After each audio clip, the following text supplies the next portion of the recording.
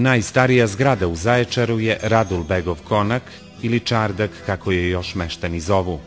Ova izuzetna građevina nalazi se u ulici Ljube Nešića, koja je ujedno i trgovački centar grada. Radulbegov konak sagrađen je krajem 18. veka i prema legendi pripadao je nepoznatom turskom begu. Po oslobođenju Timočke krajine od Turaka 1833. godine konak je bio u vlasništvu zaječarskog trgovca Radula Gligorijevića, po kome je i dobio ime. Radulbegov konak je tipičan primer balkanske arhitekture sa istočnjačkim elementima. Mada slovi kao najstarija zgrada, konak je zapravo obnovljen 1975. godine u detalj isto kao onaj koji je pripadao Radulu Gligorijeviću.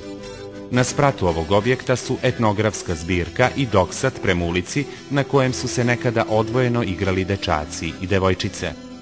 U prizemlju zgrade je galerija u kojoj izlažu ne samo Zaječarci, nego i drugi umetnici Timočkog regiona. Neveliko dvorište iza konaka je omiljeno mesto okupljanja mladih.